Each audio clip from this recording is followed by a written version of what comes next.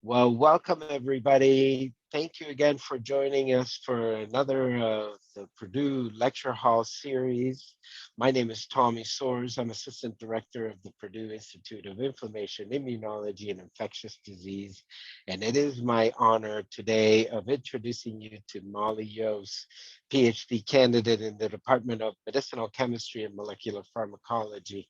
Working under advisor Dan Flaherty on drug discovery for a very interesting bacteria called Neisseria gonorrhea.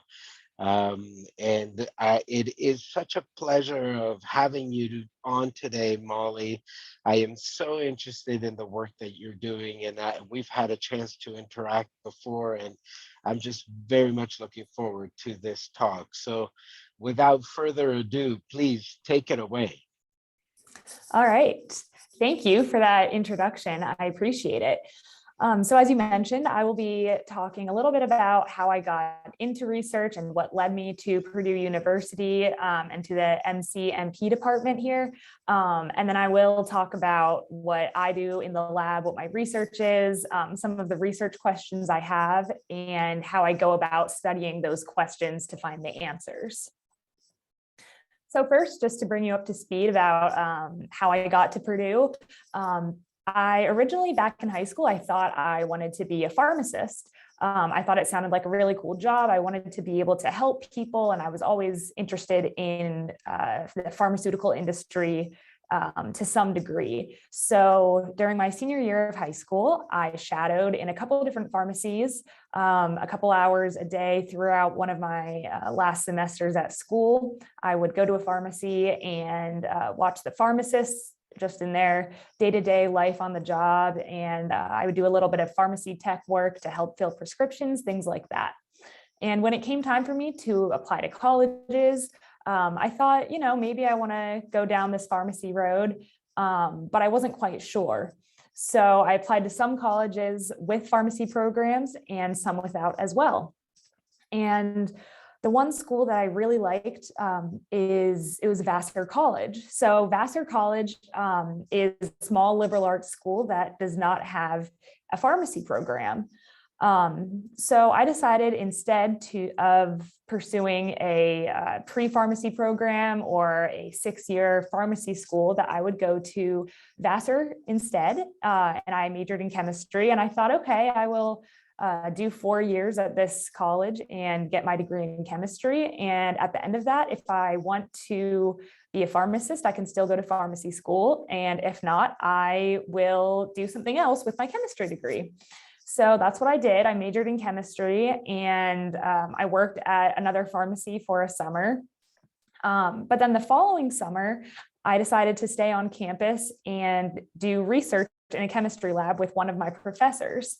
And throughout that summer, I realized I really enjoyed being in the chemistry lab and making molecules. And so then I started to think, maybe this pharmacy, becoming a pharmacist route wasn't really for me. And I realized from this research that I don't want to be the one who is at the counter at CVS, handing out the drugs, but I kind of want to be behind the scenes and be the one who makes the drugs. So that kind of led me to start looking at graduate schools and figure out what kind of programs I would maybe want to apply to that would let me be in a lab where I can be essentially making drugs. So from there, I found the Purdue MCMP department. And I applied to a couple different schools that all had similar sounding departments, whether that be a PhD in pharmaceuticals, pharmaceutical sciences, pharmacology, things like that. But ultimately why I chose Purdue and the MCMP department is because medicinal chemistry and molecular pharmacology has such a wide range of applications in the lab and after graduation.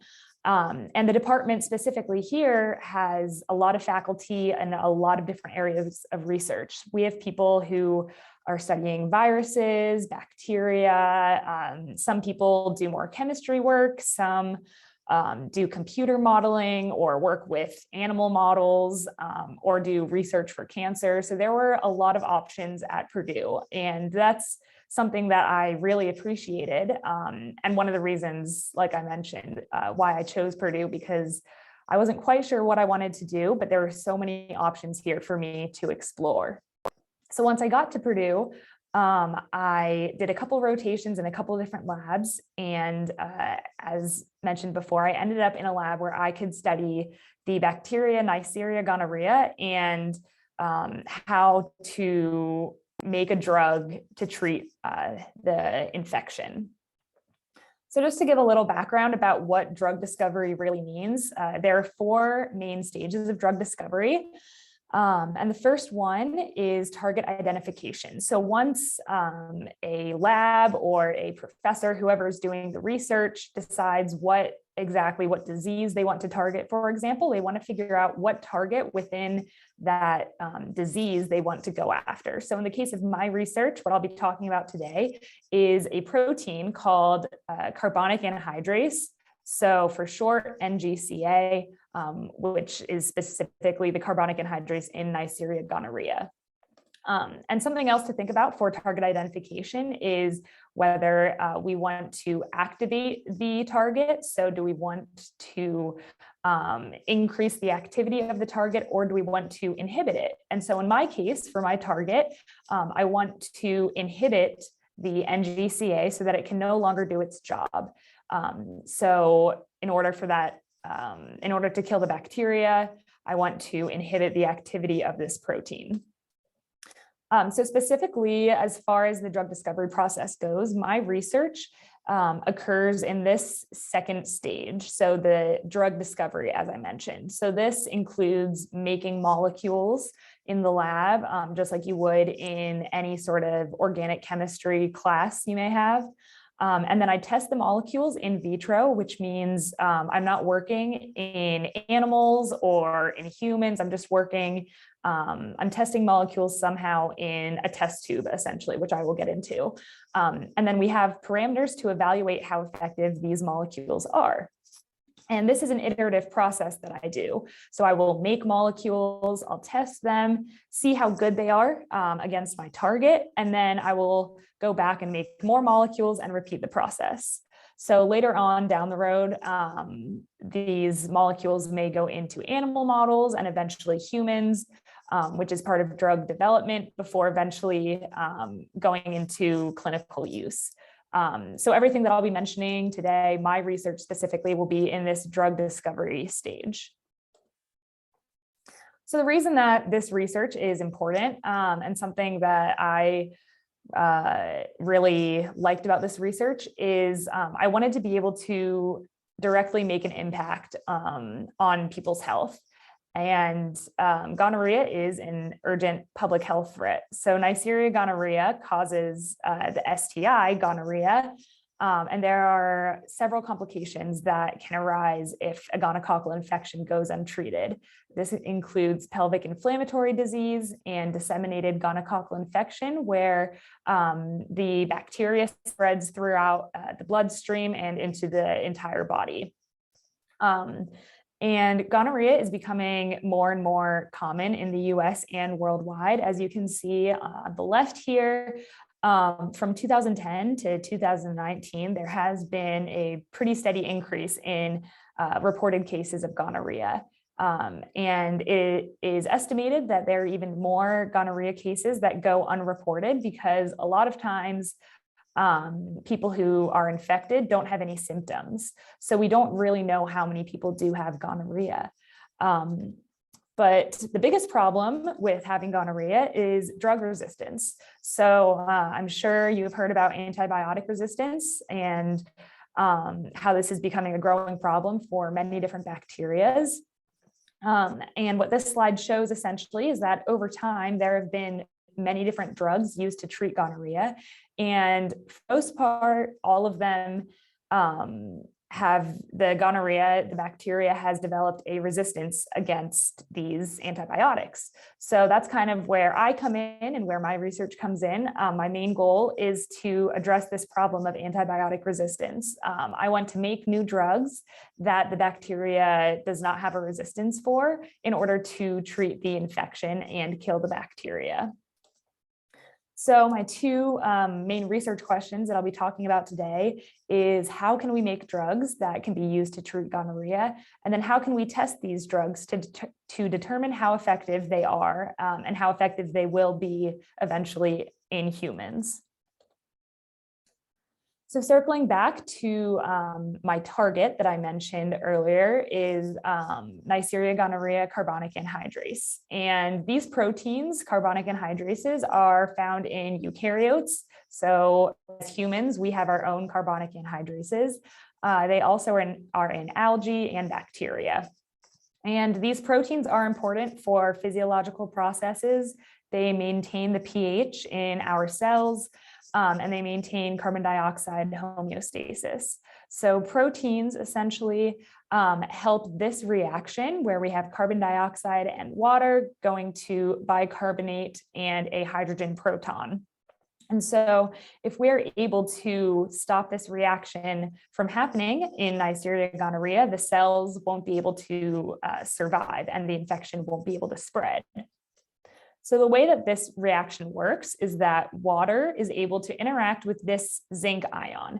And this zinc ion is present in the carbonic anhydrase in Neisseria gonorrhea.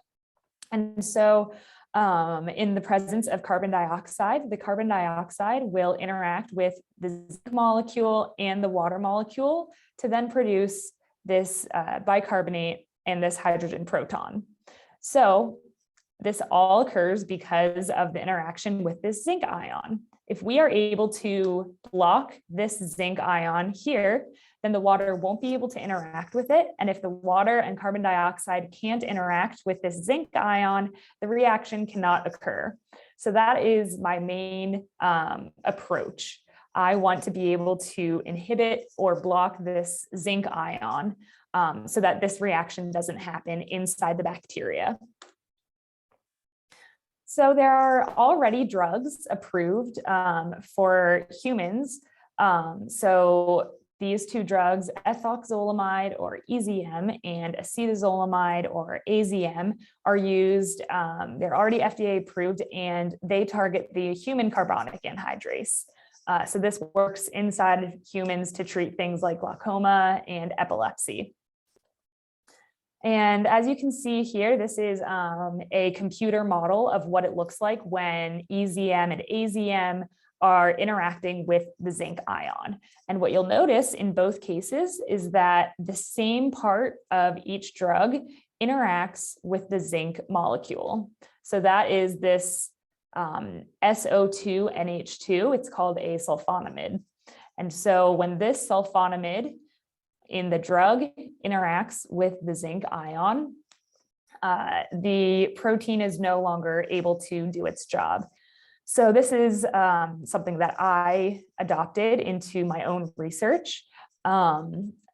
Basically, I wanted to see how can we take the structures of these two drugs and modify them so that instead of targeting the carbonic anhydrase in humans, they target and inhibit my target protein, NGCA. So to do this, like I mentioned, I want all of my molecules to have this sulfonamide feature as well, because I already know that the sulfonamide is what inhibits the zinc and the proton from working. However, I still want to figure out how can I make drugs that are effective against the human carbonic anhydrase and change their structure somehow so that they bind to the bacterial protein instead of the human protein. And so the way that I go about doing this is that I do chemistry on this part of these two molecules. And so you can have a better visual of why this is important or how this makes it selective. If you've ever heard of the lock and key mechanism in which a substrate binds to an enzyme, we have the enzyme here that has a specific binding pocket, and then a substrate or a molecule that fits inside of the enzyme binding pocket. So taking this lock and key theory, we can do the same thing with the human carbonic anhydrase and Neisseria gonorrhea carbonic anhydrase. So as you can see, this is acetazolamide, the AZM, one of the drugs that is effective against the human carbonic anhydrase. And you can see it fits perfectly or almost perfectly inside the binding site. However, we know that NGCA has a binding site that is similar, but not quite the same. So the shape is about the same size, but it's a little bit bigger. And this drug, which looks like AZM, except it has this, this hexagon attached to it, fits better inside the binding pocket. The binding pocket of NGCA is different. However, if we try to fit that same molecule inside the human protein, it wouldn't fit.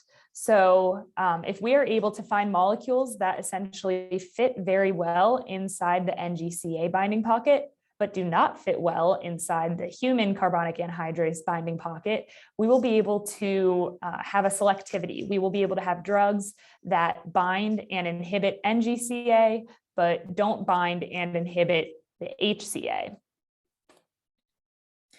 So that's the main theory for the drugs that I make. But the next step would be we have to figure out how effective they are against the protein, the target, NGCA, but then also against the bacteria itself. And so there are two ways that we go about doing that for the most part. The one is we are first testing molecules just versus the protein. So as I mentioned earlier, the protein is responsible for this reaction from happening. So in order to figure out how effective the molecules are, what we do is we have a solution that has the molecules, the protein, and carbon dioxide. And eventually, over time, we can see how much of this HCO3 is produced. So we know that if the protein is working like it's supposed to, there will be HCO3 that is produced. However, if the molecules are working and they inhibit the carbonic anhydrase from working, there won't be any HCO3 produced. So that's how we can figure out how well the molecule is working against the protein. The other thing we can do is see how well the molecules work against the bacteria as a whole.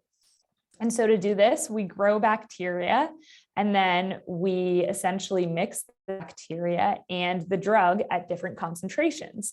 And when we do that, we can see that when you add a certain concentration or a certain amount of drug, eventually the bacteria will stop growing. So from there, we can figure out a parameter that's called the MIC. And this minimum inhibitory concentration is how we can figure out how well a certain molecule works and stops the bacteria from growing. So in my lab, I, along with some of my lab mates, we have made many different molecules that all look like AZM. However, they have some differences, and we have tested them to see how well they work against the protein and the bacteria. So in this table, we are looking at the KIs of the molecule. And what that means is it's a parameter to measure how well a molecule works against the protein. And we want the KI number to be as small as possible. The smaller the number is, the better the drug is. And essentially, we can think about this kind of as how much drug we would need to ingest in order for the protein to be blocked inside our body. And so when we think about taking an ibuprofen or any medicine, we think about, maybe we're taking 500 milligrams, or for some things, we take even less of that, like a Xanax, we might take 5 milligrams, things like that. So we want this KI number to be as low as possible because we don't want to have to ingest a lot of the drug in order for it to work. So as you can see, AZM, which again is designed and is used to work against HCA, has a pretty low KI for the human protein of 12.5. So it's not as effective against the bacterial protein. However, molecules 21 and 29 have very low KIs against NGCA and not as low against the human protein. So what that means is that 21 and 29 would be great candidates for drugs because they are selective for inhibiting the bacterial protein and not the human protein.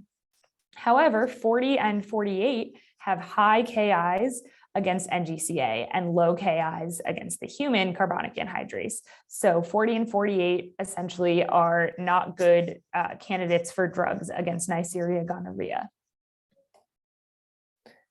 Then we can also look, as I mentioned, at how well the molecules work against the bacteria as a whole. And so again, we want the minimum inhibitory concentration to be as low as possible. And as you can see, 22 and 29 also have pretty low MICs, so as well as 19. So these drugs, essentially, we don't need a lot of drug to be used in order to kill the bacteria and stop it from growing. However, 58 and 59 are not so effective against the bacteria, so they wouldn't make as good as drugs. So something interesting that we noticed while we were making these drugs and testing them is that some of them would be very effective against the protein on its own, but once we put it into the bacteria, it wasn't as effective. So for an example, we can see 10 and 82 look pretty similar. Their structures are almost the exact same, just a slight difference here. And they both, as you can see from their KIs, are about the same as far as blocking the protein from working. However, we noticed that when we tested each molecule against the bacteria, compound 10 is no longer effective because it has a high MIC. However, 82 has a very low MIC. So 82 is effective against the bacteria, but 10 is not. And this is something that we saw with a couple different molecules. So 68 and 29 are also pretty similar to each other. The only difference being 68 has a nitrogen here and a fluorine here.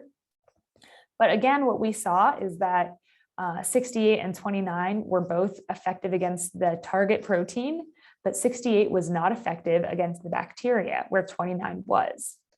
So this led us to question, why can some drugs inhibit the carbonic anhydrase protein, but are not effective against the bacterial cell? And our hypothesis was maybe these drugs cannot get into the bacteria. So if they can't get into the bacteria, they can't do their job to stop the bacteria from growing. So to test this, we developed an experiment to see how much drug is actually getting into the Neisseria gonorrhea. So there have been publications and labs in the past that have figured out there are certain properties or rules that a drug must have in order to get into E. coli.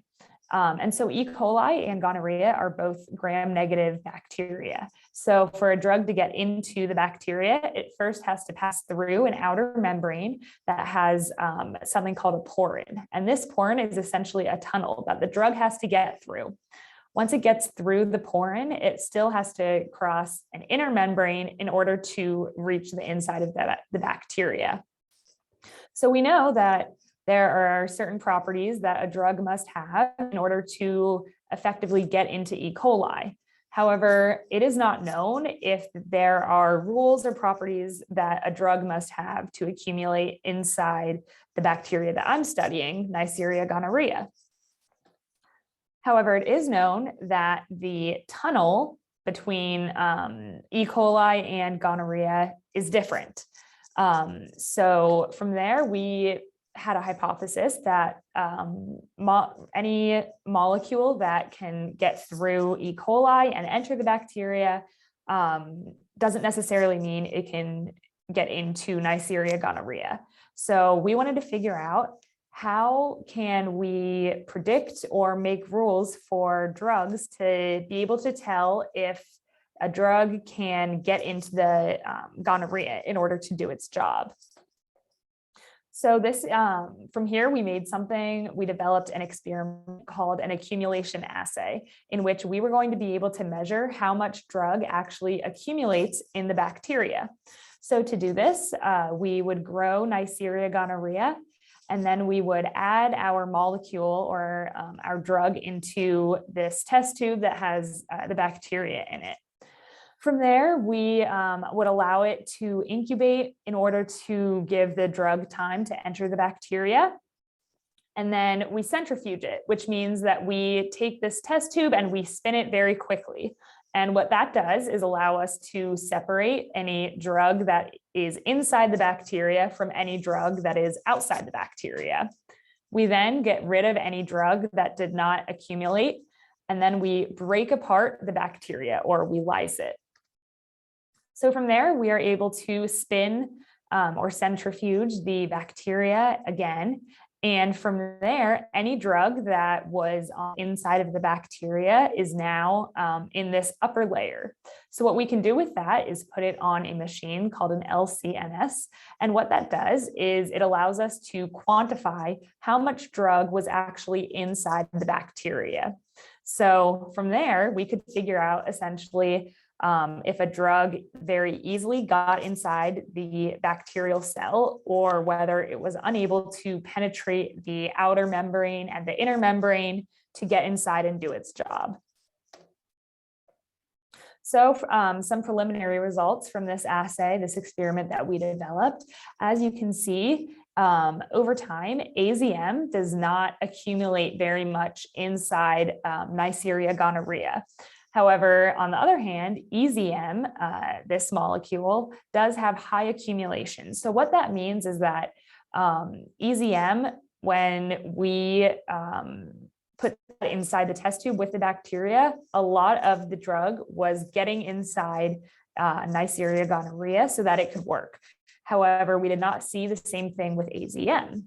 And if we look at our MICs, we see that this has a correlation. So AZM is not very effective at getting inside the bacteria, and it also has a high MIC, meaning it isn't super effective against killing or inhibiting the growth of the bacteria, whereas EZM easily gets inside the bacteria, and it also has a very low MIC. So not only does it accumulate more in the bacteria, but it is also more effective in stopping the bacteria from growing. So from there, we are going to test all of our molecules, and we hope to see some sort of pattern or trend, any sort of rules that will allow us to figure out why certain molecules can get inside the bacteria and why certain molecules cannot get inside the bacteria. And from there, we want to be able to use that to predict how effective a drug may be. So if we can do that, we can synthesize more molecules that we can predict will be effective. So that's one of the main experiments that I have been working on besides just doing chemistry.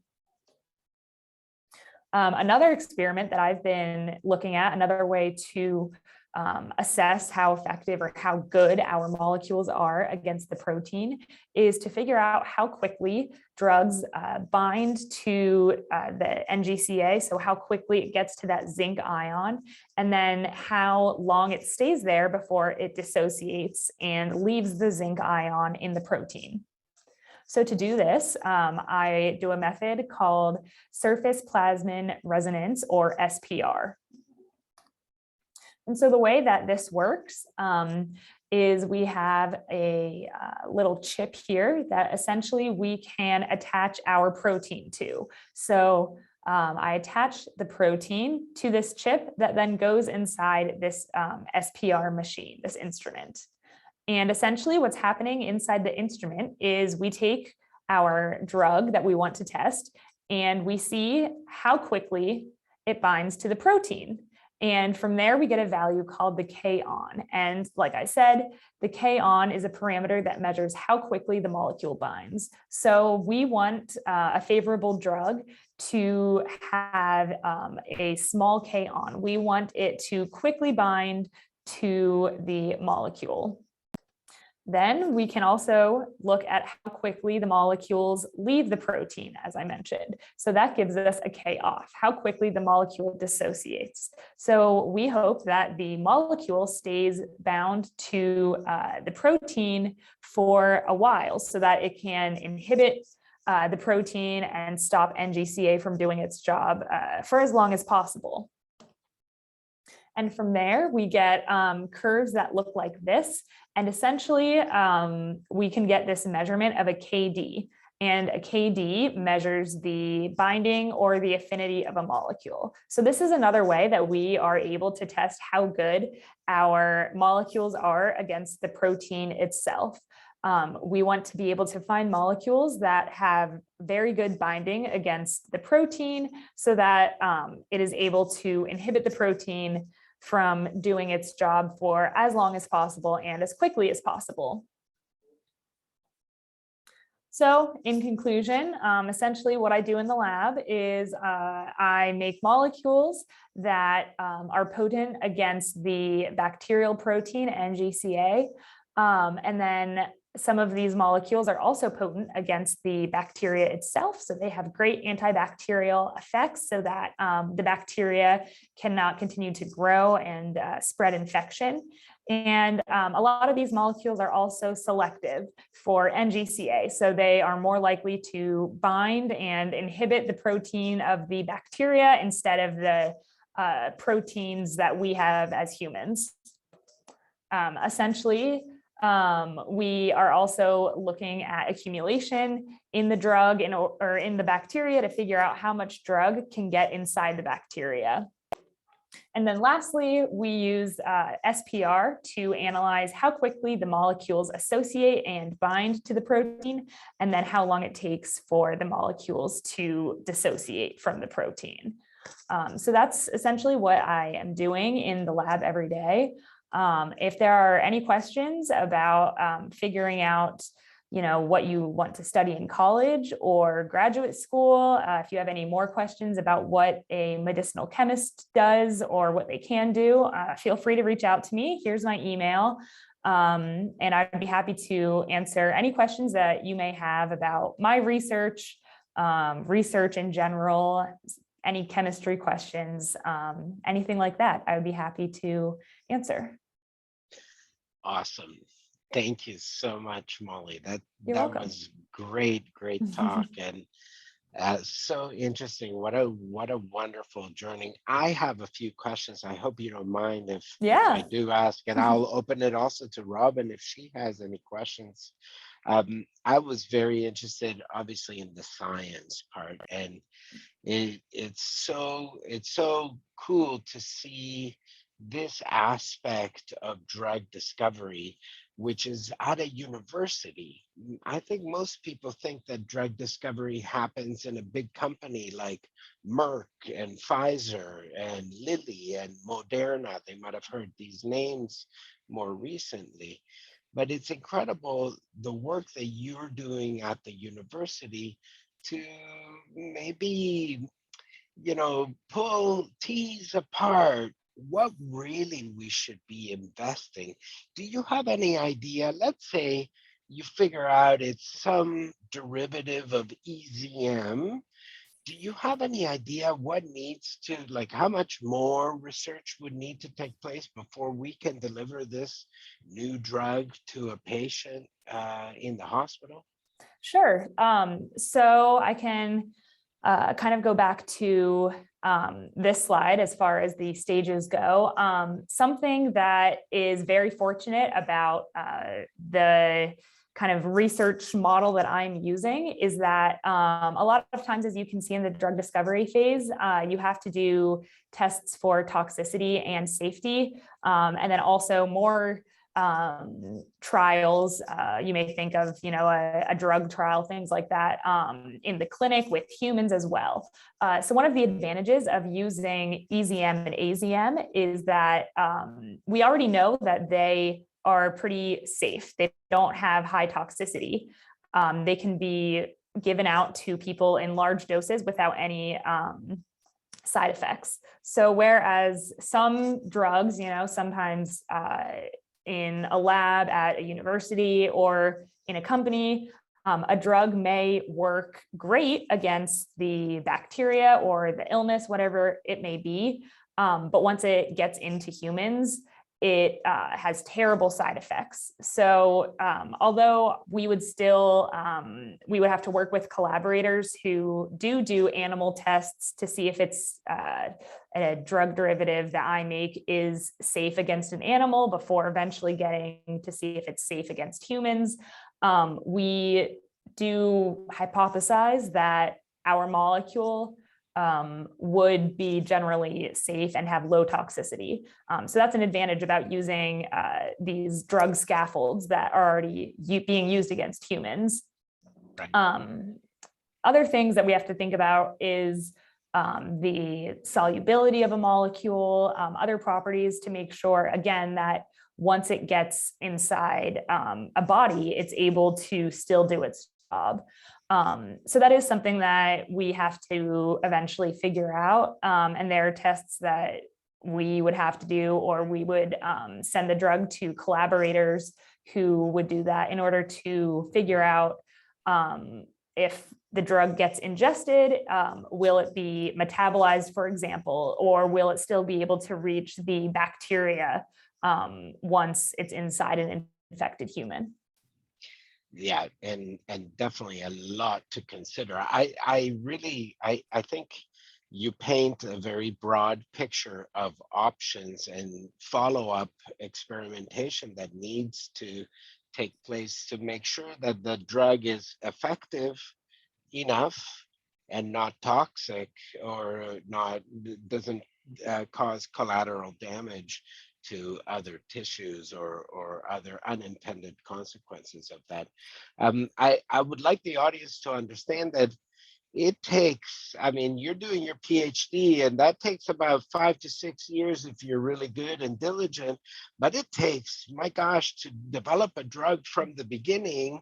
Even if you're taking a scaffold that you have and you're decorating it with different molecules, different chemistries, to see if you can make it better, to see if you can make it more soluble, to see if you can make it penetrate or stick to that molecule a little bit more. I mean, from here, it could take another 10, 12, 15 years and another $2 billion, right? Right. Like Yeah. that's the reality. Even though we might have a starting scaffold, we still have to go and test to make sure that it's safe enough for public consumption, distribution. Yeah. And that's something, that's something that I hoped to kind of illustrate through this schematic, is that my research personally is pretty early on into the drug discovery process, right? So, my research is taking about 5 years to complete, and I hope that I find a great drug. But then from there, the next steps, such as looking at the toxicity and the safety, things like that, that may be someone else's PhD that takes another 5 years. And then, eventually someone else's, research goes into looking at, humans or things like that. So yeah, as far as the scope of starting from identifying a target towards a drug that goes on the market, my research is just a small slice of the entire process. Absolutely, and very much at the infancy stages, right? Like even if you make a drug or what chemistry in the lab, we shouldn't really call it a drug until we are sure that we can actually use it as a drug, right? Otherwise, it's still many years away and perhaps many iterations away from becoming a drug, right? Yeah. What did it take to turn Tylenol and Advil to a pill that can sit on your shelf at room temperature for years and still works after you bring out that bottle? It's an amazing feat of solid state chemistry that needs to happen after we know what the biological effects are of these chemistries, right? Robin, you had absolutely. a question? Yeah, my question was, so once you finish your PhD and you move on to the next stage of your life, where do you see this research? Do you take this, what you've learned here, to your next job, I guess? You Right. take that with you. So essentially, I will take maybe the methods that I used, the knowledge that I've gained, but as far as the actual research, I won't be able to continue working on this project once I finish graduation. So yeah, after graduation, I do hope to go into the pharmaceutical industry. Most people getting their PhD, it's either one of two options. You either go into academia, where you can eventually work at a university and have your own lab with your own grad students, or you go to the pharmaceutical industry and you do the same type of maybe drug discovery. However, I do hope to go into industry and use the knowledge that I've gained from my research and apply it towards a new project, a new bacteria, new drug discovery. But I'll be leaving specifically making these drugs Okay. behind. Oh, Yeah, how fascinating. the adventure continues, right? Yeah. Who knows where it unfolds? But definitely those techniques and the knowledge. I think what people also don't realize is that the training that you get in your PhD is very much how to think critically, how to take any problem that you have and start taking it apart into bit by bit so that you can start tackling. And I think you take a lot of that with you. Tell us a little bit about Vassar College. I was very intrigued by that because you said something that was key to me. And you said, I wanted to go into pharmacy practice, but Vassar didn't have that. But I really liked it. And so I went there. Is it really location, location, location, as they say? Or did it matter where you went? You thought you would have gotten a similar experience? Or was it that Vassar gave you that confidence to say, yeah, this is a good place. I'm going to learn good chemistry and I feel good here. So I like to come, I like to participate, I like to be here. Yeah, that's a great question. And I think no matter where I would have ended up, I probably would have come to the same conclusion that I want to study pharmaceutical sciences or medicinal chemistry to some capacity in the future. But the reason that I chose Vassar is I really prioritized kind of just the overall feel and community of the school. And I didn't really realize how important that was until I visited the school and I met students who were there. I was able to kind of just get a feel for the community that's on campus. And I really appreciated being at a smaller school just because my professors all knew me personally. And that was something that I really valued. I was able to work closely with my research advisor on my project over that summer. And then as I wrote a senior thesis before graduation. However, there are great opportunities at big universities too. Working at or going to undergraduate at a school like Purdue is great because you have huge research labs that you can work in that have grad students and postdocs and lab techs. So that definitely gives you, I think, a better idea of what research can look like in the future.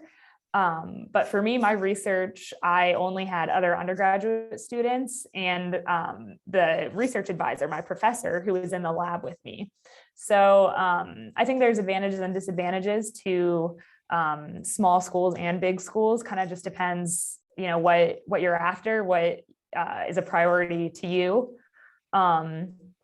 So yeah.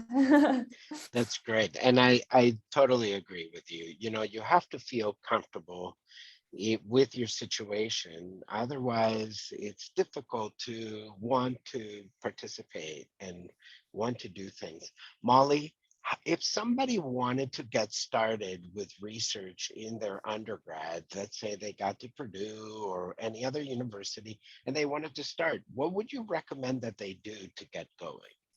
Yeah, the first thing I would do is go on to the university faculty website, whatever it is. Once you figure out, maybe you are doing really well in your biology class and you think, okay, I really like biology. Maybe this is something that I want to,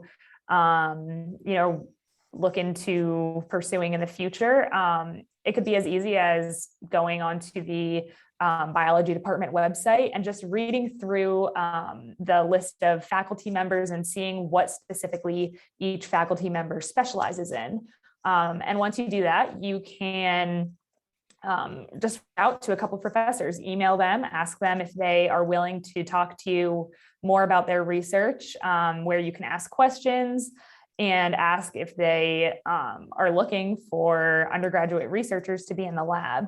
I think really just reaching out and asking is important, because you never know what professors, might be interested in having you join the lab, or maybe just going to talk to them just to see kind of what different areas of research might look like. So that's something that I kind of figured out as I was looking at graduate schools, as I was going to these different schools to visit and talk to the professors there, just asking professors and having conversations with them, what exactly are you researching? Or, oh, you are looking at lung cancer. Can you explain to me like how you do that in your lab? Just so I could learn about all the different opportunities. And yeah, I think in undergrad, just emailing a professor whose research you think sounds really cool, and just asking. Yeah, the opportunities are there. You just have to pursue them. Absolutely. And, I remember being scared though to go and approach a prof and ask questions. How do I get that courage? What frame of mind do I need to be in? Because I know it's pretty daunting and Yeah. scary, and sometimes my emails would get ignored. So what do I Right. do? Yeah, I think something that's comforting is knowing that the professors who are doing their research, they're doing it because they are really passionate about it. And so, yes, professors are busy. Maybe sometimes an email goes unnoticed, it gets buried in their inbox.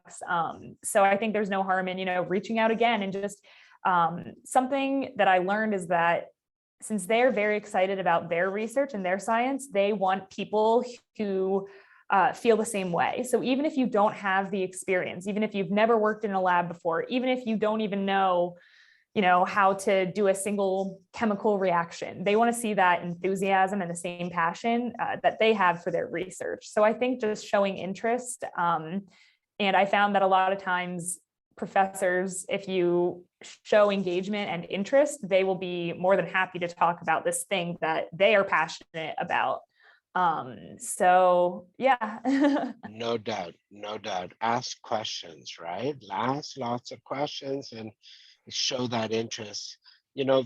I would say also feel free to make appointments with them and make time to go and meet with them and see if you like them too, because you need to have some chemistry with these people as well too, right?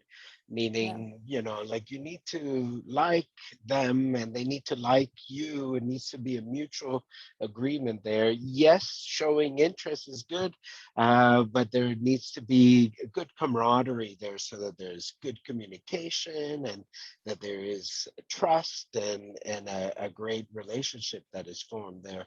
As much as mentoring relationship, and these are still advisors, right? At the end of the day, it's going to be your PhD thesis, it's your proposal, it's your article that you're writing. And these people are advising you. This is wonderful, Molly. What do you think? You said you're going into you want to go into the pharmaceutical industry.